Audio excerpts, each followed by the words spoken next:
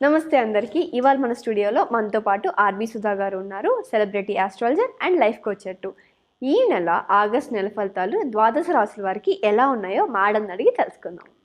మరి ద్వాదశ రాశుల వారి గురించి తెలుసుకోవడమే కాకుండా వాటి రెమెడీస్ కూడా మేడం అడిగి తెలుసుకుందాం. Let's go. నమస్తే మేడం. నమస్తే అమ్మ. అప్పుడే మళ్ళీ మనకి ఆగస్ట్ వచ్చేసింది. ఈ ఆగస్ట్ లో ద్వాదశ రాశుల వారికి ఎలా ఉండబోతుంది? తప్పక చూద్దాం. ఫస్ట్ జనరల్ గా అయితే ఫస్ట్ మేషరాశి. బట్ జనరల్ గా అయితే ఏంటంటే గోచారం మాట్లాడుకోవాలి. మనం గోచార రీత్యా మనం ఏంటంటే రాశి ఫలితాలు చెప్పడం అనేది జరుగుతుంది. ఇప్పుడు మనం చూసాము అంటే మేషంలో ఏమీ లేదు, అంటే ఏ గ్రహం లేదనమాట. సంచారం ఎక్కడ జరుగుతోంది అంటే వృషభ రాశిలో మనకి మార్స్ సంచారం, at the same time Jupiter సంచారం జరుగుతోంది. అలాగే మీనంలో మనకేమో రాహు సంచారం జరుగుతోంది. మనకి కుంభంలో శని మోస్ట్ ఇంపార్టెంట్. అంటే ఏంటి, కుంభ శని ఉన్నాడు, at the same time retrograde లో ఉన్నాడు, అంటే వక్రించి ఉన్నారనమాట. అలాగే మనం చూసాము అంటే మిథునంలో లేరు, కర్కాటకం నుంచి మనకి బుధుడేమో కిందకి దిగాడు, అంటే ఏంటి లియో సింహానికి దిగి ఉన్నాడు అనమాట. కానీ సన్ సంచారం అక్కడ మనకు కర్కాటక రాశిలో జరుగుతోంది. ఇదే నెల second half of this month మనకి సింహానికి వెళ్తున్నాడు అనమాట. కానీ మోస్ట్ ఇంపార్టెంట్ ఇంకోటి ఏంటంటే ఈ నెలాఖరిని, ఆగస్ట్ నెలాఖరిని మనకి బుధుడు ఉన్నారు కదా, బుధుడేమో రిట్రోగ్రేడ్ అయ్యి మళ్ళీ కర్కాటక రాశికి వెళ్తున్నాడు అనమాట. సో రెండు రిట్రోగ్రేడ్ ప్లానెట్స్ ఉన్నాయి ఇప్పుడు మనకి. ఒకటేమో శని, ఇంకోటేమో మనకి బుధుడు.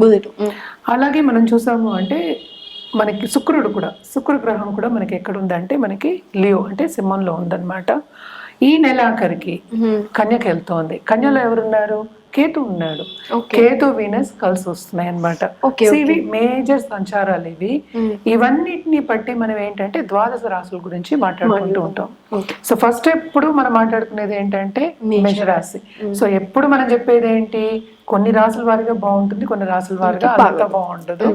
కానీ అన్ని మిశ్రమమే, అంటే ఏంటి బ్యాలెన్స్ చేసుకోవాలి, చెప్పుకోవాలన్నమాట.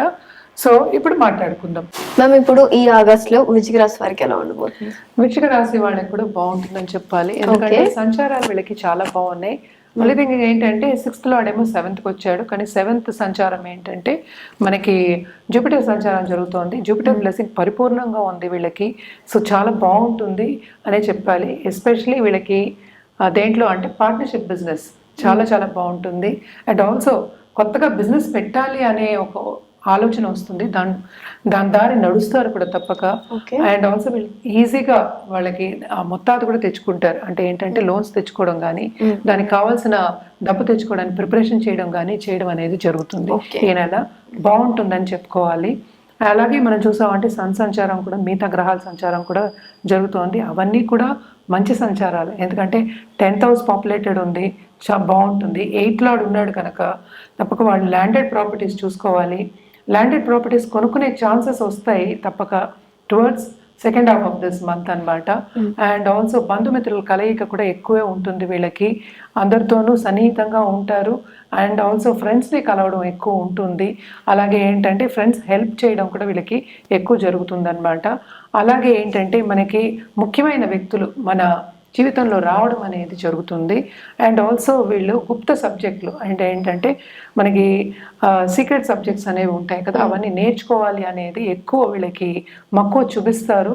అది కూడా బాగుంటుంది, especially second half of this month అని చెప్పుకోవాలన్నమాట. అండ్ ఆల్సో ఏంటంటే ఈ రాశిలో ఉన్న స్టూడెంట్స్కి ట్రావెలింగ్ అనేది తప్పక ఉంటుంది. అండ్ ఆల్సో కంఫర్ట్ లెవెల్ అనేది కొంచెం తక్కువే, ఎందుకంటే అర్ధాష్టమ శని జరుగుతోంది, కానీ రిట్రోగ్రేడ్లో ఉన్నారు కనుక 3rd హౌస్ని చూసినట్టు అనమాట. సో ఈ రాశిలో ఉన్న వాళ్ళకి షార్ట్ టర్మ్ ట్రావెల్ అంటే ఏంటంటే దగ్గర ఉన్న ఊళ్ళకి వెళ్ళి రావడం అనేది ఉంటుంది. శ్రమ అనేది అధికం. నేను ఇందాక చెప్పినట్టు అర్ధాష్టమ శని జరుగుతోంది. తోబుట్టువులకి చాలా బాగుంటుంది, వాళ్ళు అభివృద్ధి చెందుతారు. ఇప్పుడు వాళ్ళకి ఉద్యోగం లేదు, లేకపోతే పైకి రాలేదు అన్నప్పుడు వీళ్ళ తోబుట్టువులు అందరూ బాగా పైకి వస్తారు. అండ్ తోబుట్టువులతో వీళ్ళు సన్నిహితంగా ఉంటారు కూడాను, అంటే కలయిక అనేది జరుగుతుంది, హ్యాపీగా ఉంటారు అని చెప్పాలన్నమాట ఈ నెల.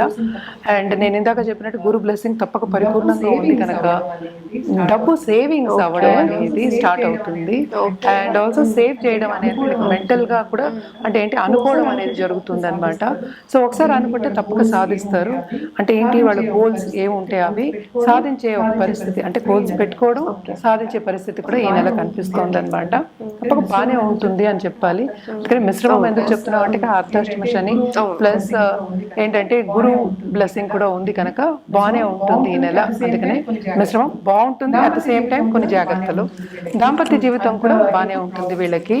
అంత ఎక్కువ ప్రాబ్లమ్స్ ఏమీ కనిపించట్లేదు అని చెప్పాలి. ఎందుకంటే బ్లెస్సింగ్స్ ఒకసారి గురు బ్లెస్సింగ్స్ ఉంటే అన్నీ ఉన్నట్టే అనమాట. తప్పక బాగుంటుందని చెప్పాలన్నమాట. పరిహారాల విషయానికి వస్తే కనుక తప్పక వీళ్ళు ట్యూస్డే మంగళవారం దుర్గాదేవికి పూజ చేయడం మంచిది. ఎస్పెషల్లీ ఎర్ర పువ్వులతో పూజ చేయడం అనేది చాలా మంచిది.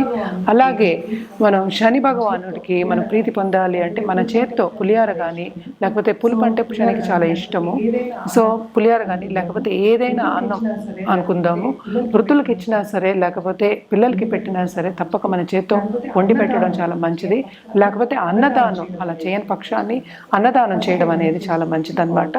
తప్పక ఇవన్నీ చేసి చూడండి, బాగుంది.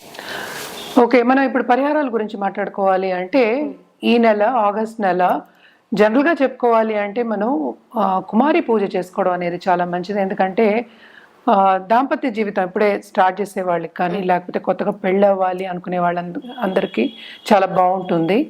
అలాగే మనం చూసామంటే అమ్మవారికి శ్రవణ మాసం కూడా వస్తుంది కదా, అమ్మవారికి నిత్యం పూజ చేసుకోవడం చాలా మంచిది. బట్ ఏంటంటే ఫ్రైడే అలాగే ట్యూస్డేస్ కూడా కొలవడం అనేది మంచిది. లక్ష్మీదేవికి స్పెషల్లీ కొలవడం ఈ నెల చాలా బాగుంటుంది. తప్పక చేసి చూడండి, మీకు అన్నీ మంచి జరుగుతాయి.